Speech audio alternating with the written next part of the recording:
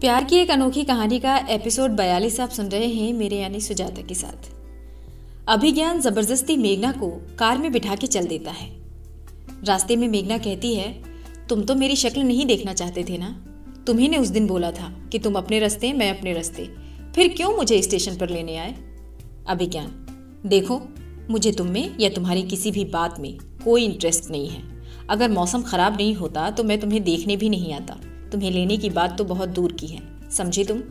और वैसे भी तुम जैसी लड़कियां सिर्फ रोना और नाटक करना जानती हैं। अब चुपचाप बैठो, मैं हॉस्टल छोड़ देता हूँ। मेघना गुस्से में, गाड़ी रोको अभिज्ञान।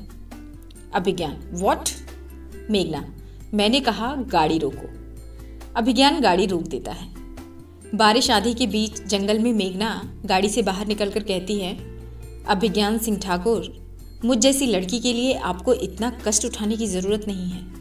मुझे आपका एहसान नहीं चाहिए, और मेरे जैसी रोने और नाटक करने वाली लड़की की मदद करना आपको शोभा नहीं देता। अभिज्ञान, तुम यहाँ बारिश में खड़ी होकर जताना क्या चाहती हो? मेघना, मैं ये कहना चाहती हूँ कि मुझे अकेले चलना आता है, मुझे तुम्हारी ज़रूरत नहीं है। इतना बोल वो आगे बढ़ने लगती है। अभिज्ञान, हाँ हाँ जाओ, मुझे नहीं फर्क पड़ता। इतना बोल अभिज्ञान गाड़ी लेकर आगे बढ़ जाता है। मेघना अकेले जंगल के रास्ते पे बारिश में भीगती हुई चली जाती है। तभी वो एकदम से जमीन पर गिर जाती है। अभिज्ञान मेघना के सामने से तो चला जाता है, पर रहता उसके साथ साए की तरह ही है। लेकिन मेघना की जिद के आगे वो कुछ कर ही नहीं सकता।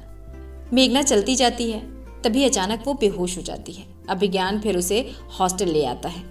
निया और रिया को फोन करता है। वो दोनों मेघना को अंदर ले जाकर लिटा देती हैं। फिर अभिज्ञान से पूछती हैं, क्या हुआ इसे? अभिज्ञान, कुछ नहीं, बस बेहोश हो गई है, ठीक हो जाएगी। इतना कह के वो चला जाता है।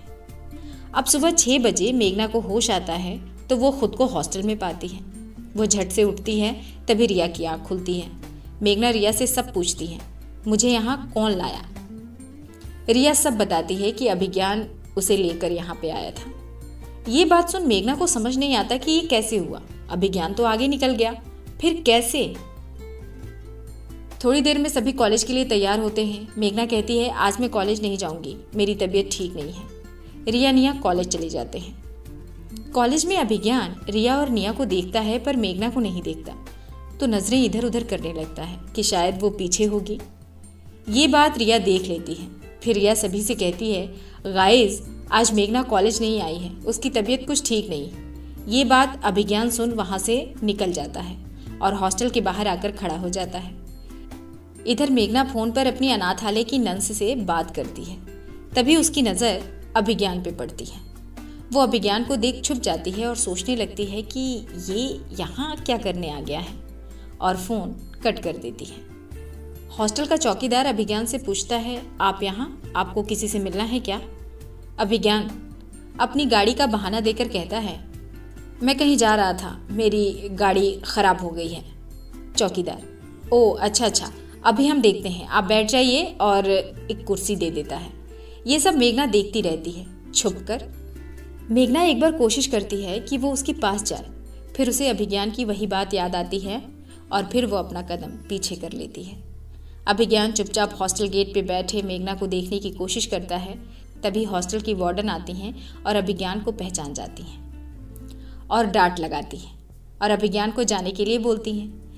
ये सुन मेघना को बर्दाश्त नहीं होता और वो खिड़की से झांक लेती है। अभिज्ञान उसे देख लेता है, लेकिन मुस्कुराता नहीं है और चला जाता है।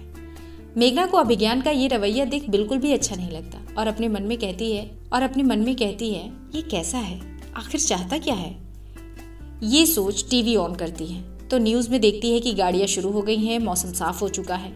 ये न्यूज़ देख मेघना बिना देर किए अपना सामान उठा निकल जाती है स्टेशन और ट्रेन में बैठ निया को फ़ोन करती है। निया मेघना की बात सुन चौंक जाती है और जल्दी से रिया को बताती है, लेकिन अभी ये बात अभिज्ञान को पता नहीं चलती है। अभिज्ञान कॉलेज पहुंचता है, लाइब्रेरी में जाता है, उसे वहां मेघना की याद आती है। वो लाइब्रेरी से बाहर निकलता है तो गूगल से टकरा जाता है। गूगल अभिज्ञान को देख बोल पड़ती है, अभिज्ञान तुम तो बिल्कुल मेघना हो गए हो, वो तो चली गई लेकिन अपने लक्षण तुम्हें दे गई। अभिज्ञान, सॉरी गूगल, लेकिन मेघना चली गई मतलब? गूगल, वो तो अपने घर शिमला चली गई। अभिज्ञान को यकीन नहीं होता क्योंकि थोड़ी देर पहले तो वो मेघना को देख कर आया। फिर अभिज्ञान बोलता है, पागल हो, कुछ भी बोलती हो। गूगल, कुछ भी नहीं, अभी तो निया के पास उसने फ़ोन करके बताया कि वो ट्रेन में है। अब तक तो वो निकल भी गई होगी। अभिज्ञान ये बात सुन एकदम सन्न रह जाता है और मेघना की सारी बात शुरू से लेकर अब तक की बातें और यादें नज़रों के सामने घूमने लगती हैं और वो परेशान होकर जल्दी से घर जाता है। अपने रूम का दरवाज़ा बंद कर ज़ोर ज़ोर से चिल्लाता है, फिर खुद को समझाता है, अच्छा हुआ चली गई। मैं भी तो यही चाहता था कि वो मुझसे दूर रहे, फिर मुझे क्यों तकलीफ़ हो रही है। खुद को समझा समझा कर रोता है, उसे याद करता है तो कभी अपने रूम का सामान तोड़ता है। इधर मेघना ट्रेन में बैठी बैठी अभिज्ञान को सोचती है कि ऐसा क्या है उस अभिज्ञान में कि मैं उसकी तरफ खींची चली जाती हूँ। ये कैसी कश्मकश है जो सुलझती ही नहीं। अब आगे क्या होगा जानेंगे अगले भाग में। मैं आप सभी से माफ़ी चाहती हूँ कि आप सभी को बहुत इंतज़ार करना पड़ता है, लेकिन आगे से मेरी कोशिश यही रहेगी कि मैं आप सभी को शिकायत का मौका ना दूँ। अगर आपको मेरी कहानी अच्छी लगती है तो आप अपने दोस्तों में इसे शेयर ज़रूर करें और मेरे चैनल को लाइक सब्सक्राइब करें।